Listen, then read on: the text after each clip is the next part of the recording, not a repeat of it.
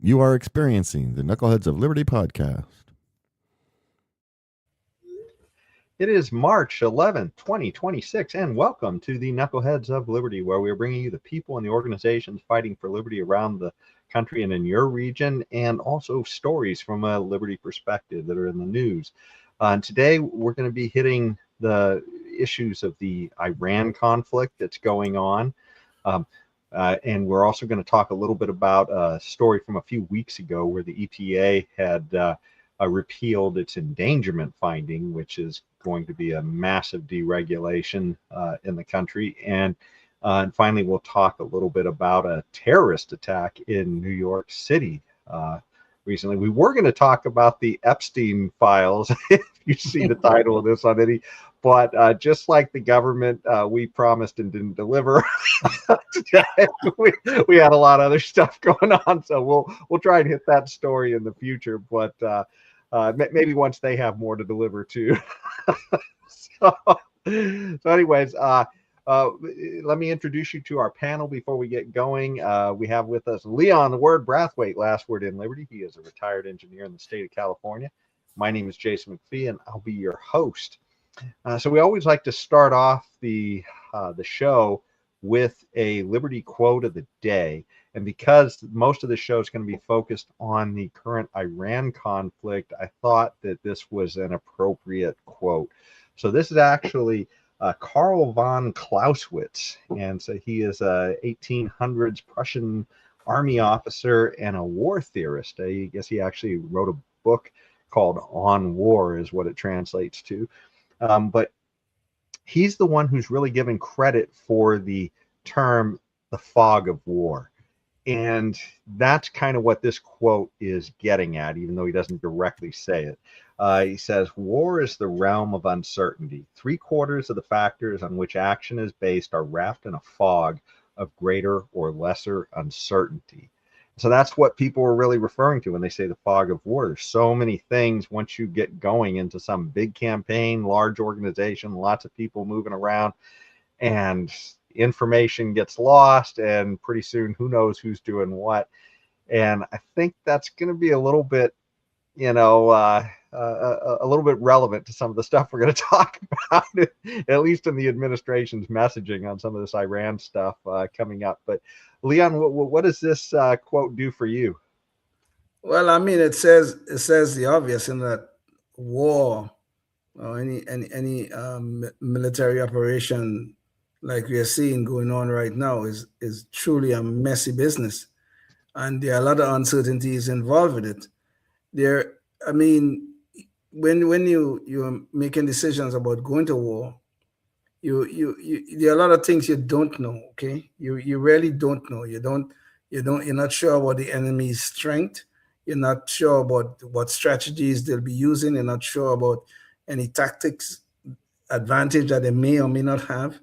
There's so many things you're uncertain about, even within your own military. There are a lot of things you're uncertain about.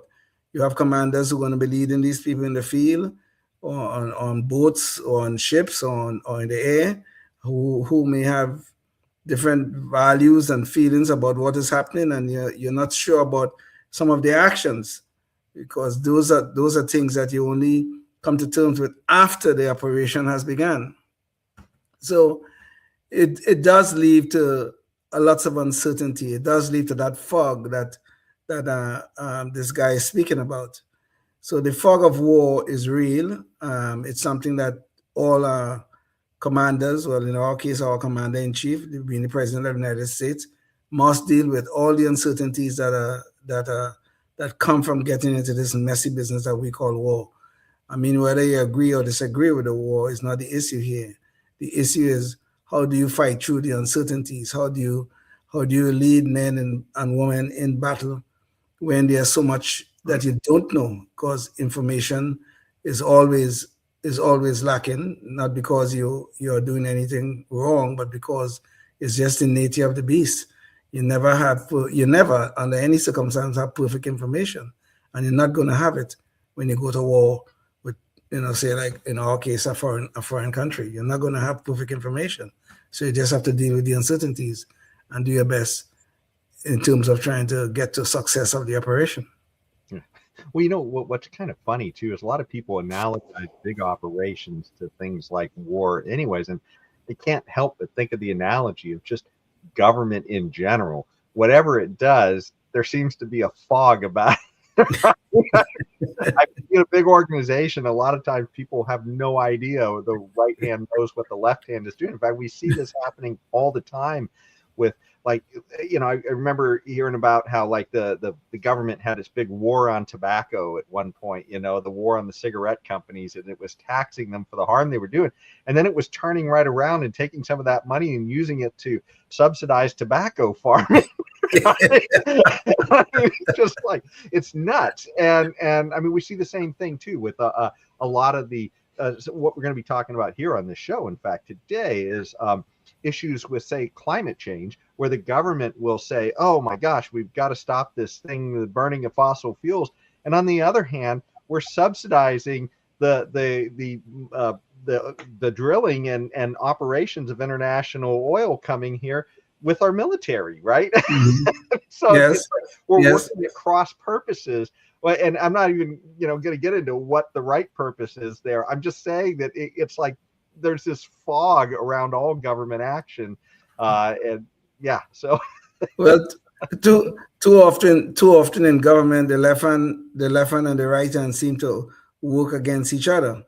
I mean, you're absolutely right. That we're talking about all this climate change business, and now we have to stop burning fossil fuels, but yet we use our military to make sure that the lanes of transport, international lanes of transport, the oceans, that is, are clear and free for transportation of oil. And we are doing that. We are using our military to do that, which is we're really using our taxpayer dollars. And you're absolutely right. On the other hand, on the other side of that, we are spending gobs of money to stop, to quote unquote stop climate change, which is supposedly caused by the burning of fossil fuels. It's so but this brings that back to the original point, that governments seem to have the anti-Midas touch, that everything they touch, everything the government touches, it turns to crap. And a war is no different. Okay, so on top of that anti-Midas touch that the government has, you still have to deal with all the uncertainties of war. So the government really and truly have this double thing, that they can't do anything right, which we know, but then on top of that, they have to deal with the uncertainties of war, which leads you down a rabbit hole that it's sort of scary when you think about it. That why would you think that they have the anti-Midas touch for everything else, but somehow or the other they're going to have perfect operations when they go into war? No, it's just not going to happen. Right? It's just not going to happen. So yeah, it's like you're saying, it's like, who does the least crappy job? Yeah, exactly. At managing it is going to be the winner probably. But yeah, I mean, we see this happening constantly, where we trust government to take on some of these roles, and I mean, it's like, man, with their track record, why? I mean, I would think that's an extra reason to say, hey, look, more reason to be cautious of war, just because hey, the government may bungle it, right? But anyways, let's jump into the whole issue with Iran. We are now almost 12 or 13 days roughly into this thing. Yes. So it is something that almost looked like it might be over in a couple of days when this first happened. But to get everybody on the same page, let me bring up the, let's see. So, here's a story back from, looks like March 6th. So that's not even the beginning of the thing, but talking about why is the U.S. attacking Iran. I mean, we're still not 100% sure on that. We'll get into the story, but let's bring up a video that kind of will take us through a little bit of the timeline of what's been happening and some of the key issues. A short time ago, the United States military began major combat operations in Iran. Our objective is to defend the American people by eliminating imminent threats from the Iranian regime, a vicious group of very hard, terrible people. That this terrorist regime can never have a nuclear weapon. I'll say it again. They can never have a nuclear weapon. Finally, to the great, proud people of Iran, I say tonight that the hour of your freedom is at hand. When we are finished, take over your government. It will be yours to take. So that's how it began, suddenly and without warning. With the onslaught of strikes in Iran's capital city, Defense Secretary Pete Hegseth says more is on the way. Today will be, yet again, our most intense day of strikes inside Iran. The most fighters, the most bombers, the most strikes. The chairman of the Joint Chiefs of Staff touting the military's success. To date, they've struck more than 5,000 targets. We're making substantial progress towards destroying the Navy. Iran's formerly supreme leader, Ayatollah Khamenei, is dead. So the war in its opening days appeared to be off to a successful start. But how is it going now? The progress report comes after some mixed messaging from the administration on how long the war could last. Then it's going to be ended soon. I guess it's going to be a short-term excursion. We could go further, and we're going to go further. This is only just the beginning. Today, the secretary not giving a timeline on when the war could end. The president gets to determine the end state of those objectives. Many of the strikes are targeting oil fields and refineries throughout the Middle East. Iran says it will block exports of oil if the U.S. and Israel continue the attacks. The administration firing back. If they do anything to stop the flow of oil or goods within the Strait of Hormuz, they will be hit by the world's most powerful military 20 times harder than they have been hit thus far. Well, it appears to have not quite ended yet, especially if they're threatening to hit them 20 times harder than they've already hit them. So let's hear a little bit more about how it's going. Explosions could be felt across Tehran overnight as the U.S. and Israeli bombing campaign entered its seventh day. U.S. Central Command released new images showing some of the targeted blasts. President Trump from the White House says the U.S. is still on track for a 4 to 6 week military campaign. Their army is gone. They're just about, look, their Navy is gone. Their communications are gone. Their leaders are gone. Earlier, Iran's president said other countries have tried to begin mediation efforts. To that, President Trump responded saying, quote, there will be no deal with Iran except unconditional surrender. CBS has learned that Russia is helping Iran identify U.S. targets in the region, including U.S. troop locations. So nothing other than unconditional surrender is what Trump wants. He was just at a recent rally. Let's hear what he had to say there. That posed by the terrorist regime in Iran with Operation Epic Fury. Is that a great name? Well, it's only good if you win. You know, you can only do. And we've won. Let me say it, we've won. And now he's just simply declaring that we won. This kind of brings us back a little bit to, remember the guy who was telling us last time he was president, no more new wars when he was running for office? We're getting out of the endless wars. We have to do it. No new war. We don't need the wars. Foreign lands, countries you've never heard of, countries that don't even want us there. We will keep America out of foolish, stupid, ridiculous foreign wars. The plan is to get out of endless wars, to bring our soldiers back home, to not be policing agents all over the world. So, Leon, what do you think? It started out, it looked like it might be over as fast as Venezuela, and now suddenly I'm not sure if it's over. I mean, he's saying he's won, and yet he's talking 4 to 6 weeks. I'm not clear about a lot of things. There's a fog of war here. Yeah, well, you know, when the government touches anything, you know what happens, right? When this gets back to the uncertainties that we were talking about. I mean, we have gone thousands of miles away to complete this operation, and we obviously didn't understand the determination of the Iranian people. I should say the Iranian government, not the people. The Iranian government not to give in to the great Satan, which of course that's how they see the United States.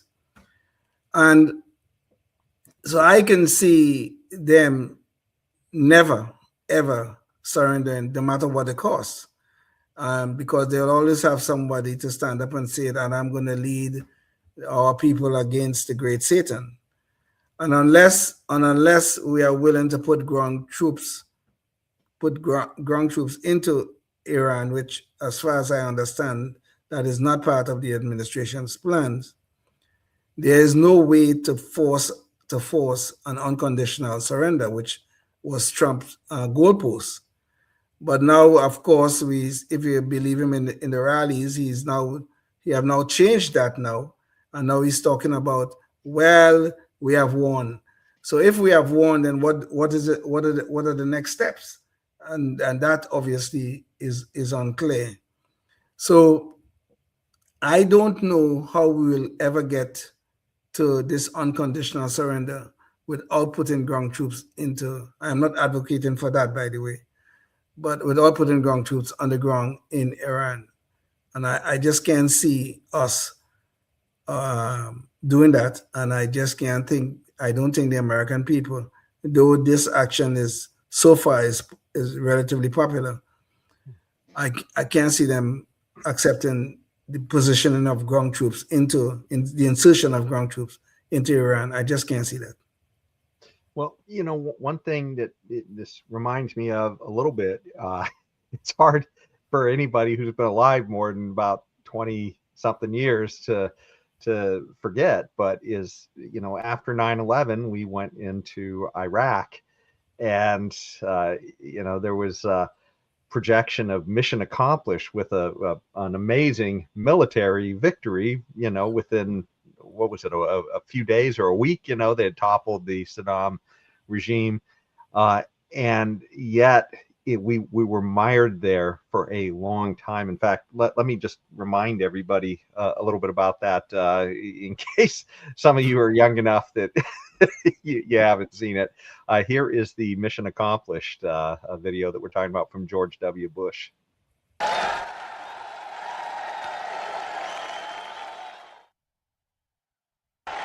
My fellow Americans, major combat operations in Iraq have ended. In the Battle of Iraq, the United States and our allies have prevailed. It was 5 years ago when President Bush stood on the deck of the aircraft carrier Abraham Lincoln under a banner blaring "Mission Accomplished." Now the White House is admitting there were problems with that. President Bush is well aware that the banner should have been much more specific. Spokeswoman Dana Perino says the phrase "Mission Accomplished" referred to the sailors on the ship. She says not being clear has cost the White House. The banner has become a symbol of U.S. misjudgments and mistakes in the long and costly war still being waged in Iraq. More than 4,000 members of the military have died there since the beginning of the war in March 2003. Judy Boysha, The Associated Press. Yeah. So, and I was trying to pull up the CBO stuff, but I mean, let me see if I can find that real quick while we're talking here. I think I've just about got it up. Oh, here it is. So let me bring this over here to the screen, and we can. So, you know, if we look, this is you know, we've looked at this graph a lot on the show, and it is our debt to GDP. It is our debt to GDP ratio here, you know, which essentially goes into how productive we are versus how much debt we're winding up taking on.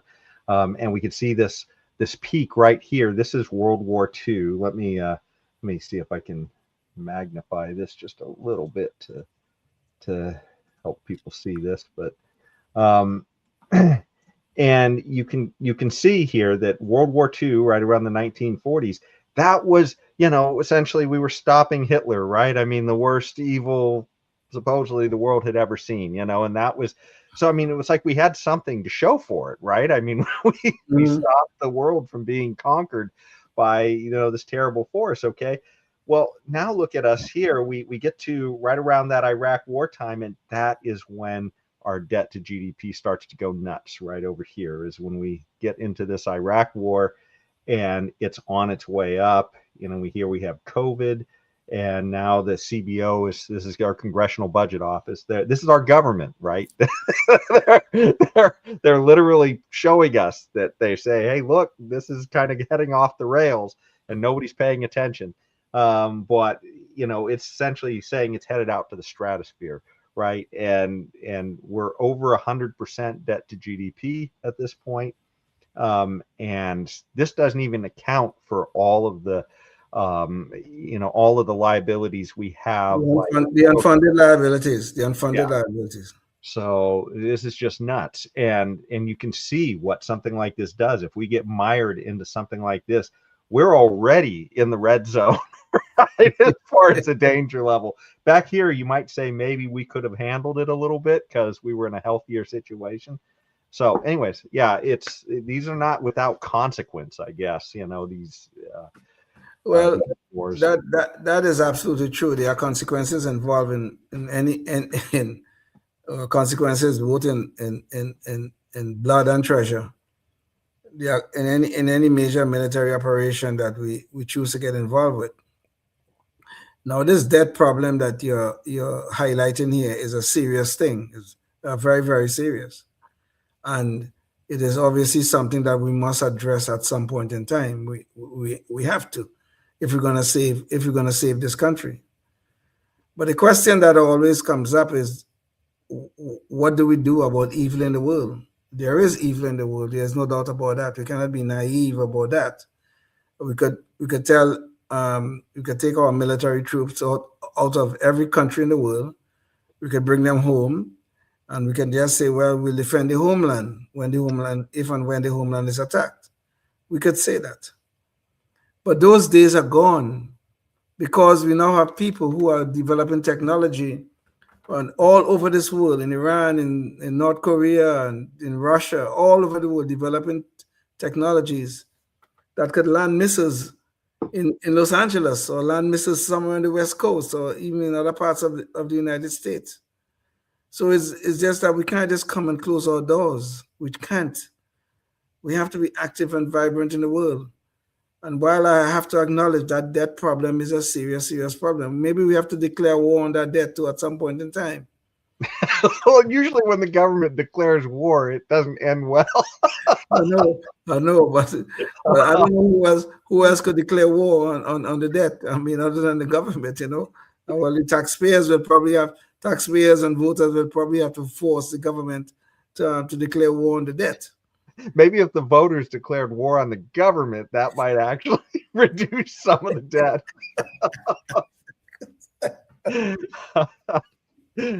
But the point is though, we will have to deal with this debt issue, but at the same time, I hope we can maintain a very strong military defense, and I think the projection of our military might is on net a good thing. I'm not saying we don't mess up quite a bit sometimes, but we have to keep check on the evil in the world. I mean, look at right now that's going on because of this Iran operation. Now, whether they agree it or disagree it is not really the point at this point in time. We're already involved in the action, okay? But now one of the consequences of that action, that military operation, is that the Strait of Hormuz, I think that's how to pronounce it, the Strait of Hormuz, is now in danger of being closed off. Or at least it's more risky to ship things through that strait, because it's right next door to the strait is right next door to Iran. Iran could easily make that place quite dangerous for shipping. I think like 20% of the oil that ship in any way to the various parts of the world, whether it's Europe, United States, wherever, about 20% of the oil will travel through those straits.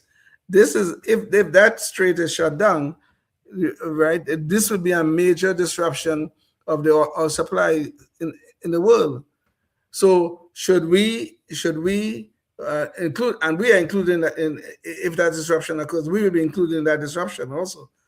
So should we not be in a position to defend the strait if necessary, to keep it open, to keep oil flowing through the Strait of Hormuz?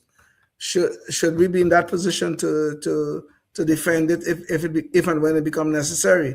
I understand we're already beginning to escort ships through that strait, at least cargo ships through the strait. But Leon, this does beg the question just a little bit. I mean, until this war started just a few days ago, ships were moving just fine through the Strait of Hormuz, right? It's like the government gets involved and suddenly, oh my gosh, we need the government to get these ships through the Strait of Hormuz. Right? well, obviously, Jason, that we get back to that left hand and that right hand business. The left hand don't know what the right hand is doing. So, we have all kind of crap going on. We start the war in Iran, and then we endanger the Strait of Hormuz, and then we have to spend money to protect the strait while we still have the operation going on. Fine, I accept all of that. But the question that I think that we have to answer is that, was Iran acquiring a nuclear weapon a serious enough threat for us to initiate this war? That's the question that we have to answer. Before we get into that question too deeply, because this is the big question. Most people are asking, why have we even gone there? Because it's not even been really clearly laid out. A lot of people have mentioned nuclear weapons, but let's I got a real quick video we can squeeze in before we have to leave the public access audience. So let's get this in, just because it shows a little bit of the confusion here that's even in the messaging of why we got into this war in the first place. I thought we were going to have a situation where we were going to be attacked. Without new evidence, U.S. President Donald Trump offered fresh justification for striking Iran. Iran would have had a very powerful nuclear weapon within 1 month. Those claims contradict international experts and Trump's own Secretary of State, who suggested the real risk was that Israel would strike Iran first. We knew that there was going to be an Israeli action. We knew that that would precipitate an attack against American forces. So if anything, I might have forced Israel's hand. But Israel was ready and we were ready. So disturbing to say the least that Trump and Marco Rubio aren't on the same page. And what's even more disturbing is that if you believe Marco Rubio's account of this, it looks like we are getting pushed into action by Israel. Back in Washington, lawmakers were briefed on the administration's rationale and apparent goals. That did little to answer the key questions so many have. The American people do not want an endless war. The administration doesn't seem to know what it's doing. Every hour there's a different rationale as to why we're doing this. And, like I said, he's not the only one. There are a lot of people. There's a big fracture in the right, I guess, in the conservative blogosphere, I guess you might call it, between different people saying, hey, look, there's supposed to be no new wars. And yet there's a lot of people who are saying, yeah, it's about time we did this with Iran. So I don't know. But you got any quick shots before we leave our public access audience? Well, there's quite a lot to be said about this. But you see these hypocrites that are now coming out and talking about, these we can't have wars and they're opposed to Trump and all that kind of stuff. They are nothing but a bunch of damn hypocrites, because they said nothing when Obama was launching his drone war all over this world, including the killing of American citizens. Okay. And that's a great wrap up for leaving public access. So if you're watching on public access, we're going to continue the conversation online. So go check it out, the rest of the conversation at knuckleheadsofliberty.com, where, we'll be talking about this, the endangerment finding at the EPA, and also the recent terrorist attack in New York. Anyways, back to the show, Leon. So I mean, it's worth emphasizing here. This is Chuck Schumer, a human being that probably will serve us best when he leaves public life. Now, I am not saying that the administration is perfect, or in terms of the messaging, or perfect in even initiating this war. I'm not going to suggest that, because there's no such thing. But during the Obama administration, we all lived through it. Obama had a drone war going on all over this world, especially in the Middle East, in that same area, around that same area of Iran. Killed God knows how many people in the process, and also killed, I believe it was 3 American citizens. One of them and his son actually are here from right here in California, San Diego, I believe. But Leon, I did want to jump in there, though. You know who one of the biggest critics of Obama was back then? Trump. Yes, exactly. Yes, exactly. But you see, this is the problem when people are outside government. It's easy to make a promise. Oh, we're not going to start any new wars. We're not going to do this. We're not going to do that. But then you get into office. And you're faced with the circumstances, situation where you must take military action, or you feel there's enough of a threat that you must take military action. Now, you could argue, based upon that, was there enough of a threat to to go into Venezuela. For instance, you got to argue that point. Well, Trump will tell you in response to that, the drugs, the fentanyl that was coming across our borders, however it was getting here, is enough of a threat that we needed to protect American citizens, so we had to go into Venezuela to stop the threat. I'm sure that's their justification. Is that enough of a justification? I don't know. Now, the issue about Iran now is it that Iran present a clear and present danger if they acquire nuclear weapons? Do they present a clear and present danger to us, or to us being the United States, for us to go in there? Now, I have a real problem with countries like Iran, and this might be my personal opinions here, so I'm not speaking for anybody else but myself. With countries like Iran having nuclear weapons, these people have a religious mandate to do all kind of bad stuff in the world. And if they have nuclear weapons, well, I could tell you one of the first things they'll do if they have nuclear weapons is to wipe Israel off the face of the earth. That's what they're going to do. It's part of their mandate. And they have been trying to do so for many, many years, for generations maybe. Well, so let me just refresh, though, just a little bit.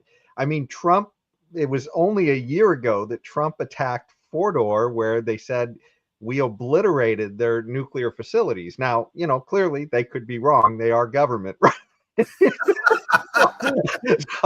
But they were pretty clear, you know, and there's all these statements from Trump himself. The monumental damage was done to all the nuclear sites of Iran, and you have all of these others, the Israel Atomic Energy Commission, the devastating U.S. strike on Fordow destroyed the site's critical infrastructure and rendered the enrichment facility inoperable.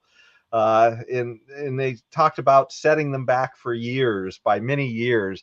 And that's what I'm saying there. Then suddenly we're back here with maybe an uncertain reason why we've attacked. And now we're being told they would have had a bomb in a month. So this is, I don't know. I mean, it's possible. I have heard some reports where it's almost like with Saddam Hussein, we said he had weapons of mass destruction. Well, he was actually trying to make it look like he had weapons of mass destruction. Exactly. Yes. So maybe Iran was leading us on a little bit too, but still it does run contrary to our own intelligence on Well, there's a lot of complicating factors here. You're absolutely right about what went on in Iraq, in the sense that Saddam wanted the world to believe that he had nuclear weapons when he did not. And all the major intelligence services, all of them, us, the Israelis, the Germans, the MI5 or MI6 in the UK, all of them said that he did have those weapons of mass destruction, and in truth he did not. So yes, we went into Iraq based on a false narrative. It is true, we did. Now, when you get here to Iran now, we have a little slightly different issue. Trump's envoy is a guy named Steve Witkoff, I believe his name is. They went and were having negotiations with the Iranians. And one of the first things that they said, as we've been reported by Witkoff, was that we have enough material, we have enriched enough material, and we have it in our possession that we can build up to 11 bombs in a short period of time or whatever. I don't know if they gave a time frame to Witkoff, and that part of was non-negotiable about getting rid of them or anything like that. So if that is true, I mean, I don't think Witkoff is lying, but the Iranians could be lying to make us believe that they have the weapons stuff. So all that complicating factors are involved. If two governments come together at the same table, there's going to be a wash and lie. Exactly. Right? This is just the point I'm trying to make. So where we have the Iranian government and we have the US government, and they are trying to negotiate some sort of settlement which will involve Iran not having nuclear weapons. And who is lying now? Is this the Iranians was a little poker bluff like Saddam was doing, or did they in fact have that enriched uranium that could be used for military purposes? One of them, of course, being nuclear bombs. So you don't have a very good picture of, and this gets back to the fog of war, and this gets back to the uncertainties which we started with on this show. So you don't have perfect information. You have to make judgments based upon what little information you do have. And this is exactly what the administration did. As far as they knew, out of the lips of the Iranians, whether it was true or not, they have enough enriched uranium to make up to 11 bombs, according to what Witkoff said. Well, Liam, let me throw one more wild card into this, right? Because we're talking about just two of the poker players who were sitting at the table. There's another poker player in this mess too, and he's been at it for a long time. So let me show this little video here so people can kind of see how long he's been at it. Benjamin Netanyahu has been saying this for more than 30 years, claiming Iran is close to having nuclear weapons, atomic bombs. So it looks like saying Iran is about to have a nuclear bomb is the equivalent of shouting fire to get people's attention. In 1992, as a member of parliament, Netanyahu addresses the Knesset. He says, within 3 to 5 years, we can assume that Iran will become autonomous in its ability to develop and produce a nuclear bomb. 3 years later, in his book, Fighting Terrorism, he repeats the same time frame, 3 to 5 years. So this almost sounds like Greta Thunberg shouting endlessly that the sky is falling, and somehow we never seem to get closer to the sky falling. Thank you, Mr. Chairman. Fast forward to 2002. Netanyahu testifies before a U.S. congressional committee actively calling for the invasion of Iraq. Are there any other nations that you would recommend that the United States launch preemptive attacks upon at this point? The two nations that are vying, competing with each other, who will be the first to achieve nuclear weapons, is Iraq and Iran. The invasion happens months later. No weapons of mass destruction are found in Iraq. No weapons found. Well, I guess we're done. Oh, I guess not. This is a fragment of a 2009 U.S. State Department cable released by WikiLeaks. Netanyahu tells members of Congress that Iran is 1 or 2 years away from being capable of developing nuclear weapons. They're online. It's 2012, and Netanyahu is holding up his infamous cartoon bomb at the UN General Assembly. By next spring, at most, by next summer, at current enrichment rates, they will have finished the medium enrichment and move on to the final stage. From there, it's only a few months, possibly a few weeks, before they get enough enriched uranium for the first bomb. And here we are at present day. And now, 33 years after Netanyahu's first so-called imminent warning, Israel attacks Iran. If not stopped, Iran could produce a nuclear weapon in a very short time. It could be a year, it could be within a few months. He's gotten a lot of mileage out of that song. I mean, I can understand his worry. I mean, Iran wants to wipe them off of the face of the earth, but he's also been saying the same thing for 30 years, that in 3 years, I mean, this sounds like AOC. In 12 years, we're almost at 12 years, and climate change is going to end it all in 12 years. She said that, I think, 10 or 11 years ago. So, well, I mean, I think Benjamin Netanyahu. What the hell is his name? Benjamin Netanyahu. Netanyahu, yes, Netanyahu. I don't know why I forgot his name. I mean, he really have, even though he has a legitimate fear, I have to admit that he does have a legitimate fear, but he have truly destroyed his credibility with this kind of sky is falling mentality. But I think there's enough information available. Again, we're not talking about perfect information. There's enough information available to say with a certain level of certainty that Iran was doing everything they can to develop nuclear weapons, okay, the nuclear bomb. And if they ever did that, I think it's fair to say they intended to use it, okay? I think those are fair statements.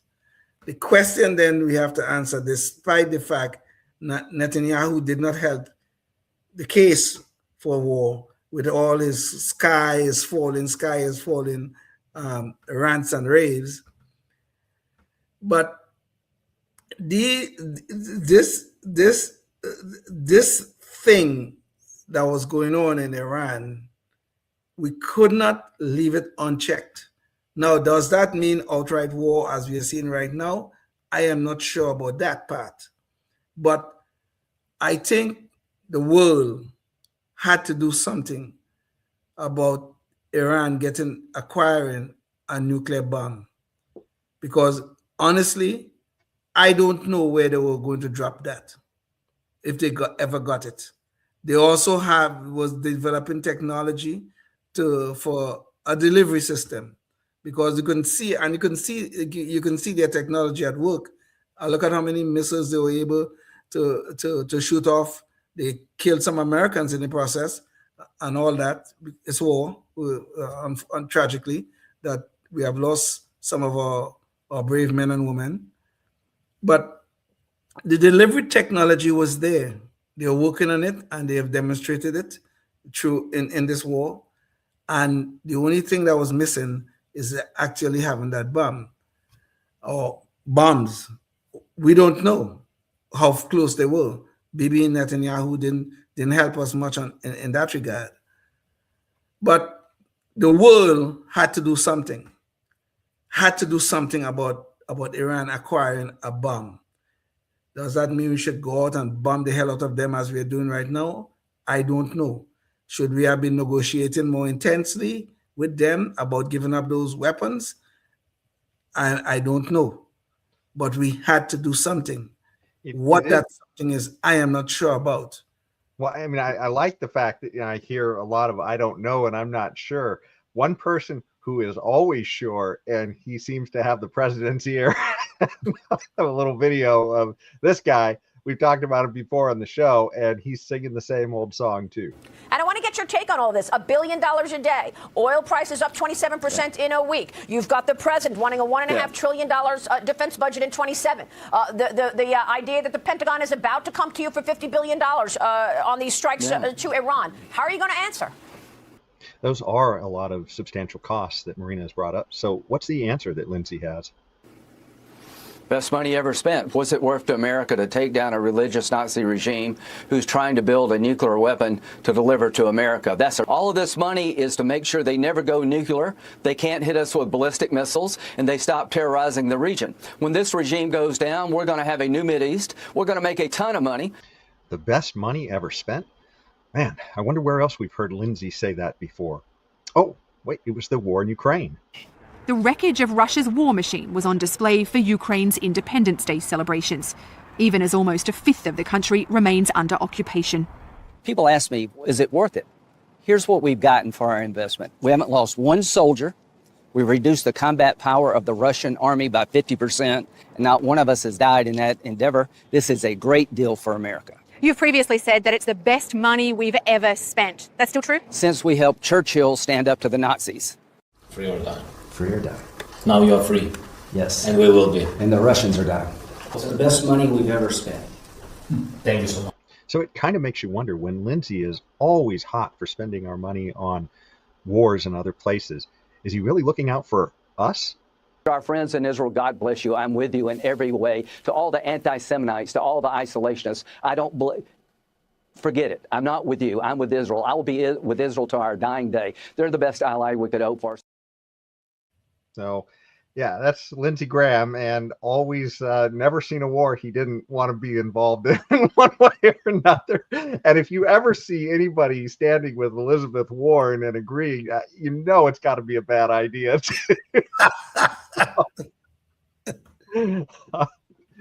Yeah.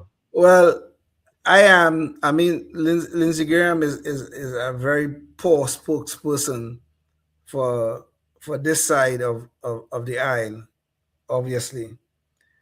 I fully support Israel in their endeavor to stay alive. Okay, they are the only country in the world that is marked for extinction. The only country in the world that is surrounded by neighbors who hate them and want to destroy them. So I am very sympathetic to the cause of the Israeli people. Now, Lindsey Graham is making himself into a damn fool because he's out there talking about, I mean, he's talking about our money, taxpayers' money, like if it's water to be thrown away at every little endeavor that he have ordained as the best money we ever spent. Whether we're talking about Ukraine or we're talking about Iran, it's the best money we ever spent. It's a good investment. I am not into that damn nonsense, okay? I want to see where the threats are to us or our allies. And wherever those threats are, if they are real, if they're legitimate, if they are really serious threats, I will support operations to diminish that threat. We may not be able to eliminate it, but certainly diminish it and downgrade it. I will support that. But having Lindsey Graham out there as a spokesperson for our side of the aisle, if you want to put it that way, I think is a very, very bad idea because that man is a damn fool, quite frankly. Well, this is one of the things too. I mean, you mentioned our money, and this is one of the things that I just, always, when Democrats make the same case that Lindsey Graham is making here for funding this particular war or whatever, Democrats will make the same case for funding some sort of a philanthropic cause. A lot of times it turns into just a massive, insane waste of money, whatever the hell they're doing. but they will feel good about themselves saying, no, there's just no limit to our generosity. And the issue is, you don't need government to do these things. If you have a good cause, if you want to feed hungry people, there will be a lot of people who would reach into their own wallets to help hungry people, right? You just gotta rally people to do that, right?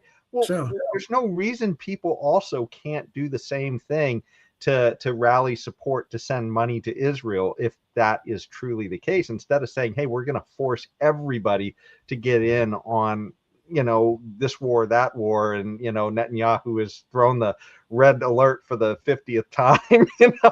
We all need to get behind. I mean, and maybe for some people, every single one of those is worth throwing money at. But then we can all do that individually. We don't all have to do it collectively, and that's part of the issue here. I mean, I can understand if we have some restrictions on war materials, and maybe that takes the government to be able to lift some of those. But as far as the actual resources go, I don't understand why it always has to be a collective thing, right? I mean, I thought we were individuals first here. So, well,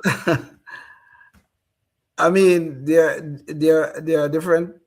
I have to just raise a slightly different issue involved with this collective action that we are engaged in Iran or Iraq. I think the founders really intended us to defend the country. It's in the Constitution. You have to defend the homeland. I mean, I don't think those are the exact words, but it was clearly intended that we must defend the homeland. It is odd, though, Leon, that we tend to often be defending the homeland on the other side of the world. This is just my point, Jason. This is just my point. The days when we could just say, let the troops come home and we will defend the homeland right here, those days are over because people are moving, right? People are moving. They could deliver things into the United States without trying too hard. They have the technology to do so. And some of this technology is in the hands of some people that we don't want to be friends with. And we got to, so while I would agree, sometimes we have extended ourselves way too much. But our third president, if I'm not mistaken, Jefferson was our third president, was he not? I believe he was. Yeah, I think so. Our troops halfway around the world send our navy halfway around the world to fight the Barbary pirates off the coast of Africa, because they're interfering with the operations that Americans had going on there, whatever it was they were interfering with. But the point is though, this world figuratively becomes so small. Defending the homeland from here in America is an untenable situation to put ourselves into. This is the point. We could wake up tomorrow morning, if these people get some of these nuclear weapons that they so desire, we could wake up tomorrow morning and half of Los Angeles could be gone. This is the kind of threat that we always face, and this is what we are facing today, right now, as we speak. So we have to defend the homeland, not only at home, but we have to defend it elsewhere too. We have to. There's no way to go around this. I think the one problem I have, though, is that, and it's this issue of concentrated benefits and dispersed cost. And we as individuals often won't have the attention to be paying to this. A guy like Lindsey Graham, who has concentrated interest in this, you can bet he's going to be paying attention to this. And most likely he's going to be the guy calling the shots, not us. And everything to him looks like an imminent danger that deserves our military attention. So, that's the problem, right? Is that the closer these things get to our borders, I think the more aware most of us are of them. But the farther away they get, we just don't have the attention span, most of us, to be paying attention. Across. And that's the same with all government stuff, right? I mean, just ask yourself, with all of the different government boards that you have in your town, and I'm not saying this to you particularly, I'm just saying anybody who's listening, how many of you go to listen to your school board, to your, whatever, your utility board, all of these different boards and entities that, whatever, some art beautification board, they're all making decisions with our collective resources, and you don't have the time. But somebody who's a concentrated interest does have the time, and they're going to be there directing those resources their way. So I just, we've got to simplify. It would help if maybe defense was one of the few things government did, and then we could all pay more attention to it. But unfortunately, our attention is massively split that we can't hope to follow any of this stuff. So. And you raise some good points in that statement, but underlying all of that, is that danger that we face right here at home. And that big danger is the complacency of the voting of, well, let me say, not voting, but of American citizens in general. It's a complacency that will destroy this republic. And while it is true that this concentrated interest will be out there loud and shouting, empty vessels make the most noise anyway. Lindsey Graham, I put us in the category of empty vessel. While that is all true, and I accept that point. Well, he's not quite an empty vessel. He's loaded down with your cash. But otherwise, at least he has the ability to dispense it. He has a part in the process of dispensing it at God knows, at record levels, I guess. But so sure, I do accept the potential corruption involved in these concentrated interests we have all over our country.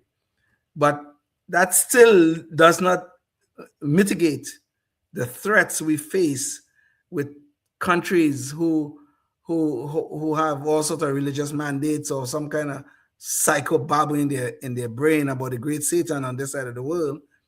It does not mitigate those threats that come from these people, and we still have to deal with those threats.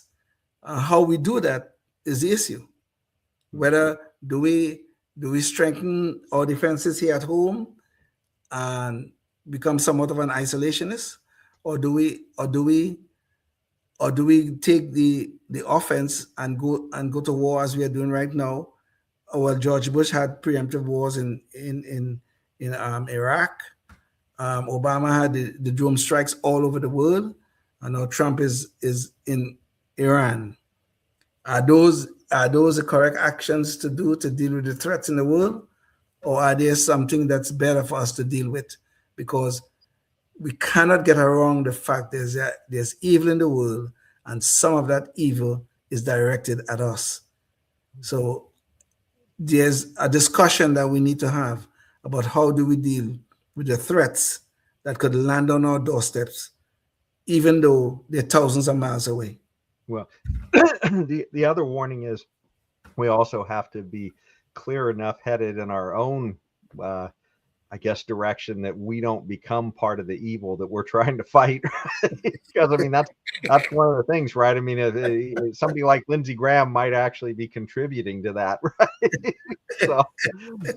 But there is a little bit more of this fog of war related to this. One other story in this that I wanted to hit before we leave the topic. And even though, there any war, there's going to be casualties where, innocent people wind up getting killed. Well, one of the big things that has happened is this girls' school in Iran was struck by a Tomahawk missile. And there is a lot of, again, fog in the messaging that's coming out of the administration about necessarily how this happened and who's responsible. And so I do have a video I wanted to play just to, kind of, lead to, I guess, this issue of the messaging that we're getting out of our administration. So let me play that. The administration facing questions over whether U.S. munitions struck an Iranian elementary school on the first day of the war. New video shows what experts say is an American Tomahawk missile hitting an Iranian military compound next to the school. More than 170 people, including many children, died. The administration says they're investigating. Certainly there are always innocent people who wind up getting killed in wars, but what's disturbing is the lack of coherent messaging from the administration on this particular issue. Mr. President, did the United States bomb a girls' elementary school in southern Iran on the first day of the war and kill 175 people? In my opinion, based on what I've seen, that was done by Iran. Is that true, Mr. Hegseth? It was Iran who did that? We're certainly investigating. Still investigating. But the only side that targets civilians is Iran. We think it was done. We think it was done by Iran. Because they're very inaccurate, as you know, with their munitions. They have no accuracy whatsoever. It was done by Iran. Here we see Pete Hegseth seems to be on message, but Trump, disturbingly, is not. There's footage that shows that an American missile strike and a Tomahawk missile likely destroyed that Iranian girls' school. So will the U.S. accept any responsibility? Well, I haven't seen it. And I will say that the Tomahawk, which is one of the most powerful weapons around, is used by, is sold and used by other countries, you know that. And whether it's Iran, who also has some Tomahawks, I wish they had more, but whether it's Iran or somebody else, the fact that a Tomahawk is very generic. It's sold to other countries, but that's being investigated right now. So here Trump appears to be saying that Iran has access to American Tomahawk missiles and has used it against one of their own schools, which is a pretty alarming statement. And a reporter is going to call him on that in real time here. You just suggested that Iran somehow got its hands on a Tomahawk and bombed its own elementary school on the first day of the war. But you're the only person in your government saying this. Even your defense secretary wouldn't say that when he was asked, standing over your shoulder on your plane on Saturday. Why are you the only person saying this? Because I just don't know enough about it. I think it's something that I was told is under investigation. But Tomahawks are used by others, as you know. Numerous other nations have Tomahawks. They buy them from us. But I will certainly, whatever the report shows, I'm willing to live with that report. And so there you have it, another kind of muddled messaging that's coming out of the administration. So, I mean, this is, clearly one of these fog of war issues. I don't think our government purposely targeted a school. But that said, the messaging is so foggy that's coming out of this as well. It should be a straightforward messaging. We're investigating it. That's all he has to say. And instead, right. or if there was a mistake, just say that it was a mistake, and we are investigating it, or whatever they have at that point in time. Whatever. Don't try to cloud it up with all kind of damn nonsense. No, but there's one thing that I have to mention about this bombing. Okay, this thing is a tragedy. There's no doubt about it. It's very tragic what happened to that school. As far as we know, it was done by our military. As far as we know, okay, and whoever did it's tragic. Okay, and if it was done by our military, it's especially tragic because our taxpayers' dollars are paying for this. But there's a big hypocrisy here that I truly cannot stand. Okay, when Hamas went into Israel, Hamas did some of the most brutal things you could think in war. And it's not to say these were accidents. This was intentional. They intentionally went into Israel and intentionally did murder, rape, and everything else. And then went to whine into the world about, oh, the Israelis committing genocide and blah, blah, blah, and all these sort of things they did. And the media now, and this is the hypocrisy, the media did everything they could to downplay what Hamas did on October 7, 2023. They did everything they could. But now we have what looks like a mistake by our military and stuff like that, or we have cases where Israel accidentally did things also in Gaza after the war began. Now we have those things happening after a war had begun. And what does the media say? They're jumping up and down about how we could be so inhumane. Oh, we did this horrible thing. This is the Trump administration, XYZ, blah, blah, blah, blah, blah. And most of those people were very quiet when Hamas did their brutality on October 7th. And this is a hypocrisy that I cannot stand. Okay, it is tragic what have happened in Iraq. And if we did it, it's even more tragic as far as I'm concerned, because my tax dollars are being used in that operation. But we cannot let this hypocrisy go unspoken, because the media have taken a side in this damn nonsense, and they're distorting the views of everyone involved to promote this propaganda that they're always trying to promote. And this is hypocrisy that I want to highlight in this, even though it's a very tragic situation. Yeah, no, I agree that the media is often putting its thumb on the scale, and not always against this country, but in a lot of times, or against, just our cultural norms or whatever it may be. But it's funny too, you did mention that this is a bigger tragedy because our tax dollars were involved. And I can't help but remember this one meme that was going around after the October 7th event, and they were showing the missiles coming in from Hamas into Israel, being shot into the sky, and they were being met by these Patriot missiles or whatever they are that are the Iron Dome. The Iron Dome, yes. And under the Iron Dome, it says your tax dollars, and then under the other missiles coming in from Hamas, it said somehow also your tax dollars. It goes back to that fog of war and one hand of the government not knowing what the other hand is doing. Exactly. And I just feel like we were, as taxpayers, because we're not paying close attention and concentrated interest, we are just funding all kinds of chaos throughout the world and grift and whatever, Yes. Yes. So yeah, it's a tragedy. But speaking of grift and big government programs, let's get into this other issue.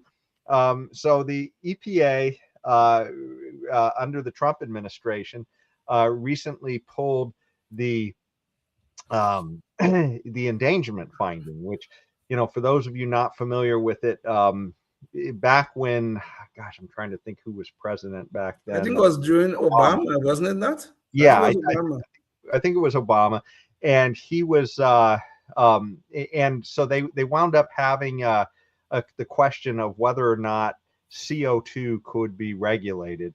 And it went to the Supreme Court because, normally you have these things that are clearly toxins in the air, things that form smog and things that make it hard for people to breathe and affect, people with, questionable health and things like that. Those are the things that the Clean Air Act had initially been set up to address. And then there's this question, well, CO2, something that's kind of inert and, doesn't, actually is plant food. and it's stuff we Exactly. had to fail. Suddenly that was being called into question because people were talking about, well, if we're changing the amount of CO2 in the atmosphere, is that causing this larger effect of trapping greenhouse gases? But it's a completely different idea than the other, air pollutants. And so this went to the Supreme Court, and they said that, yeah, they could, regulate this if they can show that it's causing harm. And I believe that's where this whole endangerment finding comes from. Well, the Trump EPA has thrown that out, and we have a little video to show you to get everybody on the same page of that. To another one of our big stories, the Trump administration is rolling back long-standing federal regulations on greenhouse gas emissions.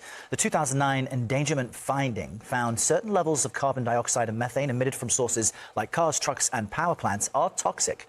The White House claims the move will reduce costs for Americans. CBS News senior White House correspondent Weijia Zhang asked the president about his touted savings. What do you tell Americans who are concerned that the $1.3 trillion in savings does come at a cost to public health and the environment based on science? I tell them don't worry about it because it has nothing to do with public health. This is all a scam, a giant scam. So the president's calling it a scam. Let's hear a little bit more from the news crew. What is the driving factor, I guess pun intended, behind this specific regulation change? Well, Errol, the White House touts this as the single largest act of deregulation in history. The president, during that announcement, criticized the 2009 endangerment finding under the Obama administration, calling it a scam and accusing it of driving up costs for the consumer and also damaging the U.S. auto industry. As you noted, that finding really has served as the backbone of federal efforts to regulate emissions from cars, trucks, power plants under the Clean Air Act. So what's this going to mean in savings, and what's next as far as any pushback on this? The White House also claiming that this move is estimated to save consumers around $2,400 on the cost of vehicles produced in the future. But environmental groups and blue states are sounding the alarm and argue that this move will actually drive up costs in the form of different impacts, particularly climate impacts. These groups and states also threatening to sue. We have a statement in part from California Governor Gavin Newsom, who says if this reckless decision survives legal challenges, it will lead to more deadly wildfires, extreme heat deaths, more climate-driven floods and droughts, greater threats to communities nationwide, all while the EPA dismisses the overwhelming science that has protected public health for decades. And so there you go. Leon, one of the things that I can't help but feel like, Trump has kind of missed the boat on, and I think for most of us who are kind of in the liberty camp is, we were hoping he would just focus on deregulation, and he wouldn't do any of this nonsense with tariffs, and he wouldn't be getting into a bunch of wars and all these other things. And I mean, he is deregulating. I feel like it's in sort of a ham-handed way, but he is deregulating. Whereas, I mean, it's just like, man, if he could just do that, I feel like we could solve so many problems in this country. Without a doubt. Well, you're right. You're right. I really had that hope, truly hope that Trump was going to spend more of his time in the second term, really dealing with much more deregulation, because there's a lot of things that he could take off the books right now. You really can. There are tons of regulations that absolutely make no sense being on the books. But in this particular case, this one is especially egregious. There's no doubt about it, okay? This climate change agenda that we have had going on for all these years is nothing but a damn hoax. And underlying all of this was the use of fossil fuels. We have to stop fossil fuels. Oh God, we have to stop fuel. Too much CO2 is in the air. The results of too much CO2 in the air is that the earth is greener now than when we started off this damn nonsense. The earth is far greener than it was when we started 20, 25 years, 30 years ago. It is greener, which is a good thing. Even according to the environmentalists, it is a good thing. But they have to keep on regulating. We have to get that intellect AOC to tell us that we only have 12 more years. We only have 12 more years. I wonder how many years left since she made that prediction. Recently, I heard her say, well, I was joking. Really? You were joking? Okay, that's good to know. But the point is though, Dr. Soon, who is, I believe, is an astrophysicist, if I'm not mistaken, have shown clearly, without a doubt, CO2 is not the problem. Okay, it is not the problem.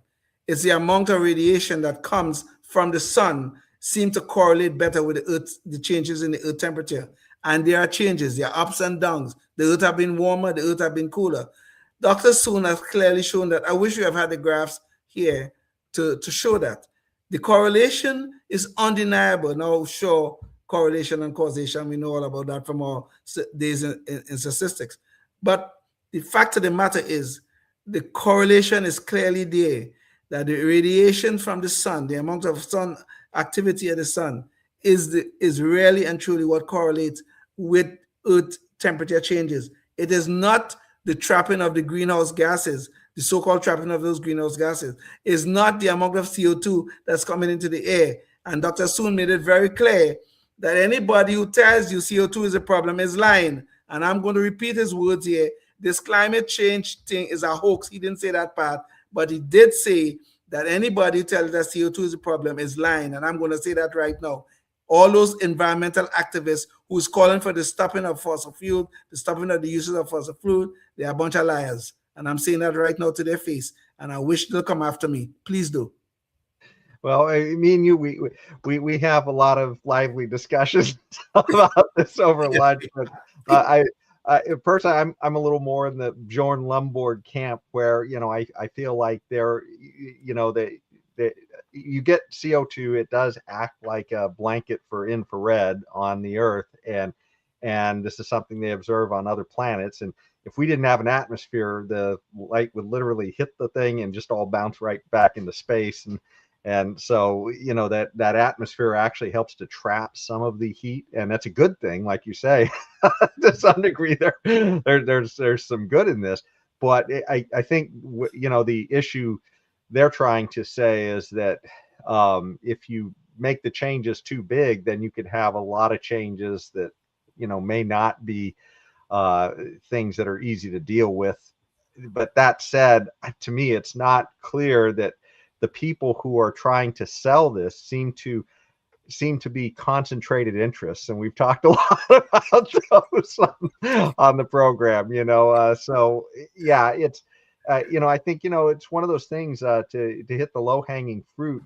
One of the things too you hear the people talk about is a hockey stick, and people they show this man. I think the guy's name, the scientist, name was Mann, and yes, at the University of Pennsylvania, Michael Mann. Yes, Michael Mann. Yeah, and everybody looks at that hockey stick of CO2 and the correlation with supposedly the amount of heating in the atmosphere, and they look at that hockey stick and they say, "Oh my God, this is terrible." But those same people can look at here's another hockey stick, right? And this is our country's debt. And it's actually understating it, because the government is slow here. This is treasury.gov, and they've really fallen down on this, because I think we're around 39 trillion right now. Yes, yes, we are. Yes, but we are. You can clearly see this is a hockey stick already. I mean, this is, so, and yet they look at this and they don't see a problem, right? So their hockey stick vision is very selective. Yes, which ones are a problem and which ones aren't. But yeah, so anyways, take that. Well, there might be a good thing. I mean, if some of these regulations go out the door, the earth will become greener, which will be good. But hopefully some of the money that would have otherwise be spent on this damn nonsense called climate change, hopefully we'll go into addressing our debt problems. Let's hope and pray for that. Because over the last 30 years, I am positive, we have spent into the trillions of dollars to quote unquote stop climate change. I don't know what the hell you're trying to stop. The climate is always changing. Why are you trying to stop it? I don't understand that. I don't know how you could stop the force of nature. I could never understand that. That is what probably destroyed my career. Okay, but the point is, hopefully, some of that money that we will not spend on this damn nonsense called climate change, we'll use that money to address our debt problems. Let's hope and pray for that.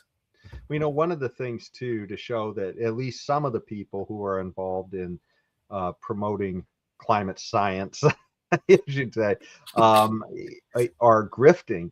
And I'm not saying all of them. I'm just saying certainly some of them, and certainly a lot of these politicians like the AOCs and the Al Gores, is when you look at how they absolutely ignored nuclear energy, when nuclear energy is baseload energy that is zero carbon. I mean, other than the carbon investment to build the plant, that's it. I mean, you're just you're just heating up water vapor at that point and sending that out like any energy, that you're going to run with steam or whatever. But the point is that nuclear is being used in France. It's being used to a large degree of their baseload energy in France for a long time. It has been over 70 years, actually. But go ahead. Yeah, and the idea that was a no-go in this country. You couldn't talk about that in California. In fact, they have shut down most of the nuclear power in California, and I think they're down to their last plant. And then they decided at the last minute here to keep it open because they realized they don't have enough energy to meet their demands. They were trying to electrify, and then they were telling people not to plug in your cars at certain times of the day. Yeah. I mean, these people are so ridiculous in their thing. We can't talk about nuclear energy. We can't even raise the issue of having nuclear energy. The last nuclear power plant you're talking about is Diablo Canyon. I don't know exactly where it is located, but somewhere in the south, I believe. But the point is, though, all of the science-based solutions to our problems, the left and the environmentalists, they don't want that. And California is full of all of these leftists and all of these environmental activists and all that kind of stuff. They don't want those science-based things that have been scrutinized through the years, and we know these things can work. Nuclear energy can work. We know that. It's been used in France for 70 years, and thank God so far without accident. But the point is, though, everything that they have suggested to us turns out to be nothing but a grift. They're telling us that we can take out stable forms of energy like fossil fuels, say for instance, and we could insert into the grid, we could put in intermittent energy like solar and wind, and this is going to solve our problems. This is a damn joke. This is truly a damn joke. I would be laughing if it wasn't so serious. This is doing nothing but making the grid unstable. And this is a solution that people like the California Energy Commission, where I worked for 30 years, by the way, this is the kind of things they're presenting. You go look at their IEPR, which is their annual document, their biannual document that they write all the time about promoting this damn nonsense. And year in, year out, it's the same thing. They just dress up the words a little differently, and they always come up with the same thing. We need more environmental friendly things like solar, like wind. They won't tell you about the birds that those things kill. They will never tell you about that. Or the habitats that destroy. They won't tell you about that. But they'll certainly tell you about how great and wonderful it would be if we have more wind and more solar energy to solve our problems, and they love to talk about renewable energy. Well, that's a whole story in itself. But let me just tell you something, okay? There's no such thing called renewable energy. That's a bunch of damn nonsense too. But we could talk about that in another time. But the science-based solutions are the things that these leftists and environmentalists, they always reject the science-based solutions. Well, and think about this too, because I was on the nuclear flogging that one for a second there, but consider this as well. Not only have they not considered nuclear for the problem of what they call existential problem of climate change, right? They would not use nuclear for that. Then suddenly AI comes around the corner. Now every Democrat wants to support nuclear for AI, right? Which is, okay, you wouldn't support it for the existential, the thing you called, people like AOC and all these others called an existential problem of climate change. Yes. You wouldn't allow for nuclear to be in the consideration. It wasn't part of your Green New Deal, any of that stuff.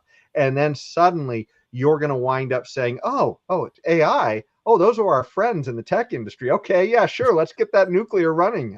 This is absolutely nuts. and that's fission that they're going for right now. Now we are trying to develop fusion, which is actually a form of nuclear, but still they're okay now with fission. And just to make this all clear too, when Obama was president, he appointed Stephen Chu, who was a Nobel Prize winning physicist, to direct his Department of Energy, and he was one of the few lonely voices who was saying that yes, nuclear has to be part of the bridge to the carbon-free future. That's what I mean. It's just absolutely nuts to him that all these people wouldn't listen to him. It's just because he was speaking out against their religion, and that's what of course. Turning out. You know many careers were destroyed for people who spoke out against their religion. I'll give you one good example. Well, and another group too, I'm sure, are petroleum engineers, right? And I guess you were kind of a petroleum engineer too. I am a petroleum engineer, Jason. Well, I am. They're driving the refineries out of the state too, as well, and that's one of the big crises in California as well right now. So these guys will drive us to hell with their solutions to our problems. Yeah. Well, anyways, I think we've definitely spent a lot of time. We didn't even get into Epstein Island, and we spent all this time. Well, I tell you what, though, we do have a Knucklehead Noise Patrol for you, and that kind of brings us back a little bit to the first story, but it's domestic now. It's the possible fallout from this war with Iran. We possibly had a terrorist attack here in New York City, people who claim they were connected to ISIS, it sounds like, and they threw a bomb. And let's see, here's a story that talks about how at least they were looking into how they made their arrests on some of these kids here who I guess Iranian background, or Islamic, some kind of Islamic background. Islamic background. I think one was background of Afghanistan, and the other was I don't remember, but anyway. Yeah. But anyways, we have a little video to show you some of the, I guess, crazy rhetoric that's come around this, because, we can't just say, hey, somebody threw a bomb and they claim to be doing it for ISIS, and that's bad. We can't just say that.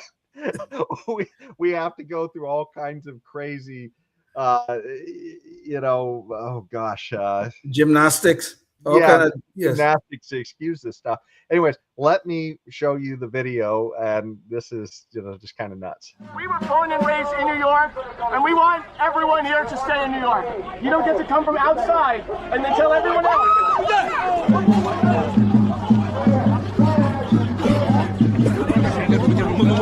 Tell everyone else. A bomb, bro? Yeah, he threw a bomb. Tonight, a chilling terror attack thwarted in the backyard of New York City's mayor. Chaos unfolding as demonstrators clashed and ran for safety. So what you saw at the beginning there was, it's a little bit confusing, but that was a counter-protester against sort of an anti-Islamic immigration protest that was happening outside of Gracie Mansion in New York. And this was a counter-protester essentially saying that immigrants should be welcome in. And while he's saying that, literally an Islamic terrorist jumps over his back and throws a bomb. It's like, wow, you just can't even make this stuff up. This was not random violence. This was a planned attack motivated by extremist ideology. The FBI says these two teenage suspects, encounter protesters, stand accused of igniting two improvised explosive devices, or IEDs, and trying to detonate them in a crowd of anti-Islam demonstrators and counter-protesters outside the mayor's residence. One suspect is seen here, leapfrogging a man and hurling an object, which failed to detonate. So what was the device that they tried to throw? Had these IEDs functioned the way the perpetrators allegedly wanted them to, they could have caused death, destruction. The NYPD says the nuts, bolts, and shrapnel were packed into the devices, at least one of which contained a highly explosive material that is extremely sensitive to impact, friction, and heat. So were these guys part of an organized terror group? 19-year-old Ibrahim Kuyami and 18-year-old Amir Balat appearing in court this morning. Just prior, Balat holding up his finger in a gesture often used to show ISIS support. as the FBI and NYPD said both suspects repeatedly referenced the terror group after their arrest. So surely CNN will make us all aware of this threat from Islamic terrorists. Two Republicans say Muslims don't belong here after an attempted terror attack against New York's Mayor Zohran Mamdani, and the House Speaker Mike Johnson says nothing really to condemn those comments. Another special guest is going to be with us at the table when we. Well, if not CNN, at least the mayor will make sure the city's aware of the threat of Islamic terror. Was held outside Gracie Mansion, where I live with my wife Rama. Neither of us were home at the time.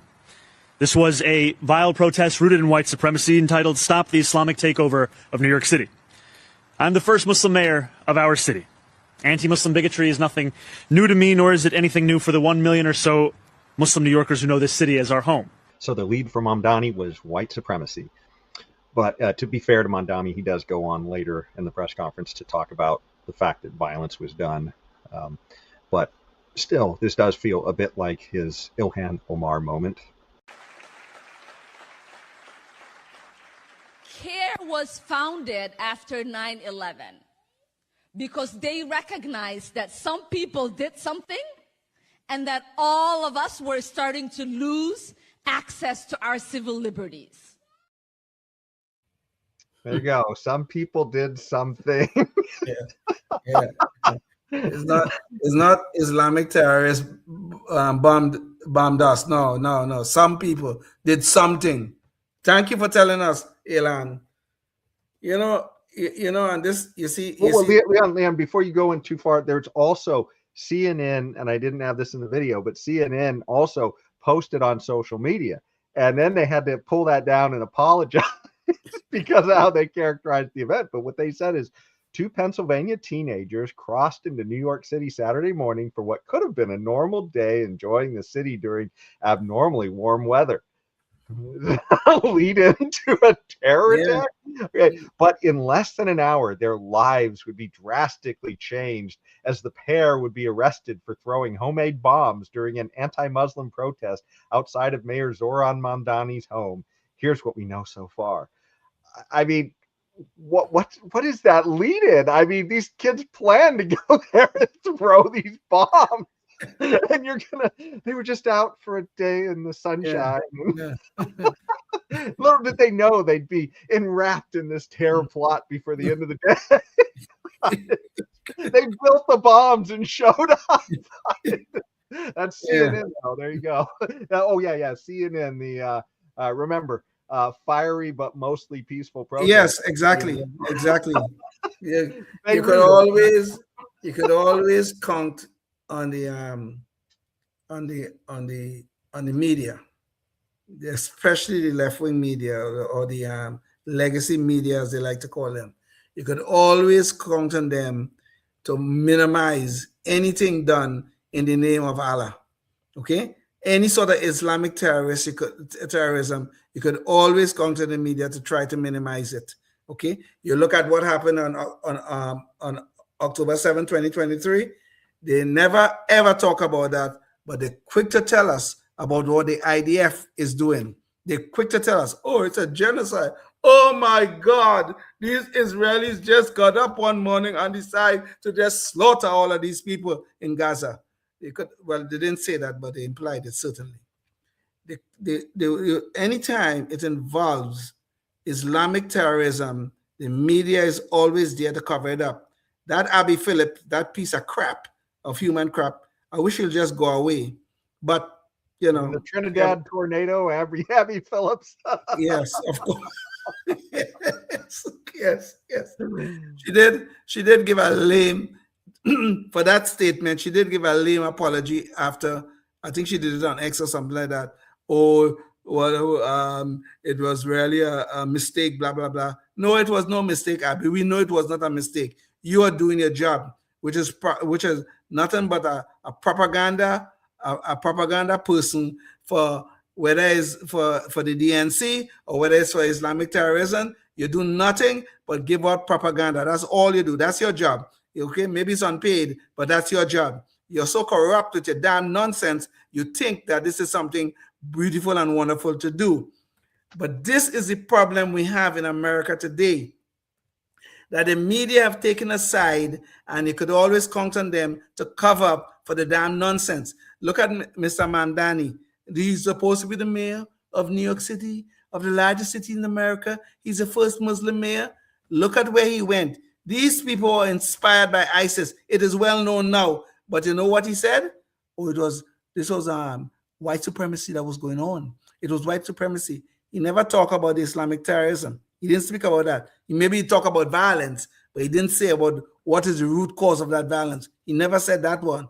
But you know, he's the first Muslim mayor of New York City, and we have to honor that, and we have to feel so good about that in some way.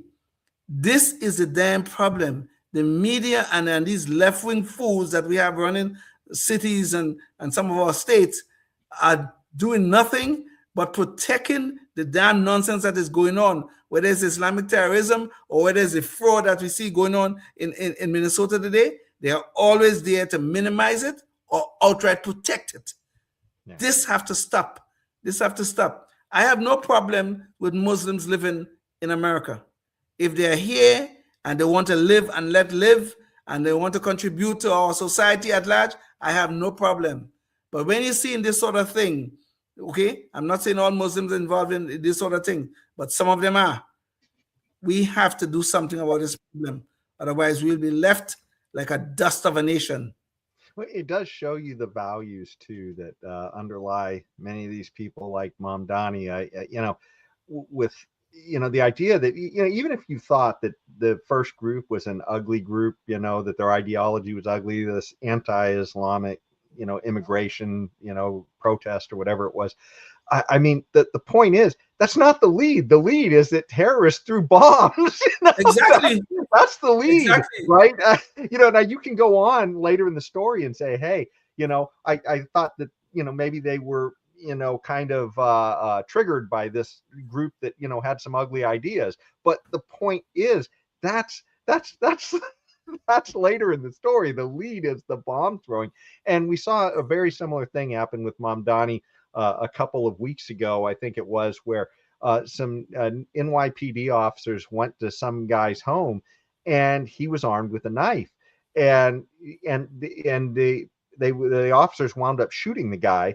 And he survived and he went to the hospital.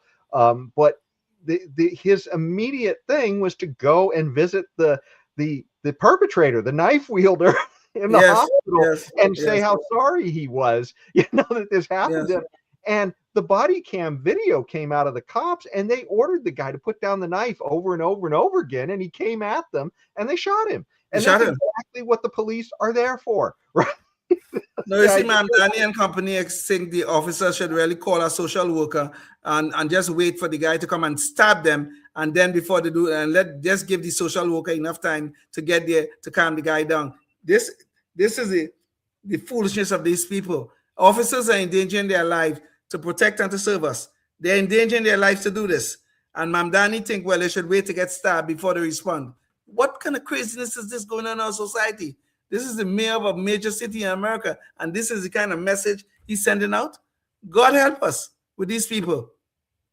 Yeah, absolutely nuts. But that's kind of where we are. And it's true. Gosh, whether it's kind of our internal culture war or the wars we have going on overseas, boy, we really got to get our act together for liberty if we want to, keep a rein on all this stuff. Leon, you got any final thoughts as we exit the program?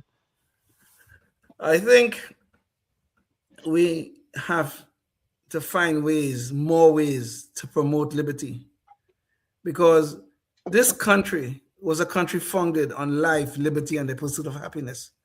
And we must go back to our founding days in terms of our attitudes. We cannot allow people who are hostile to us as a nation or hostile to the West for its values of freedom and capitalism and democracy.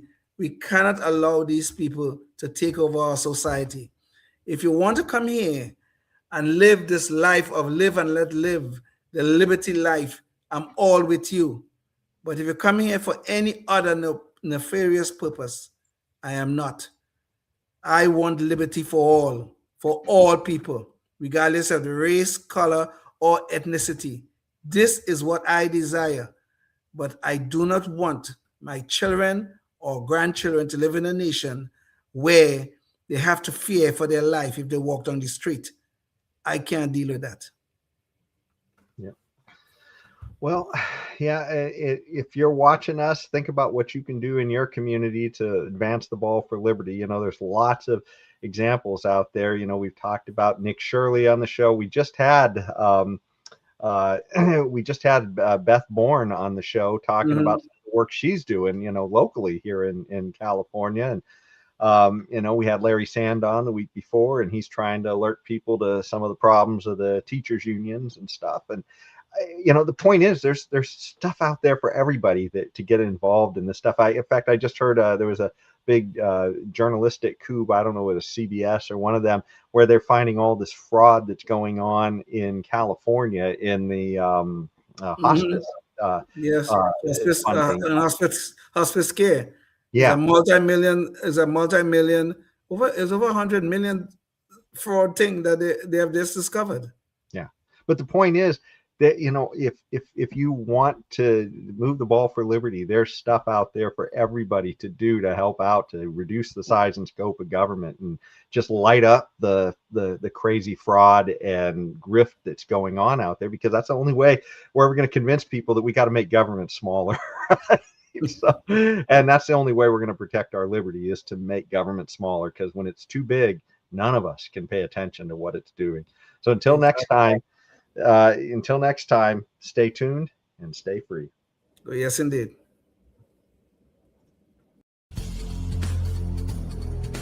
Life, liberty, and the pursuit of happiness, always and forever.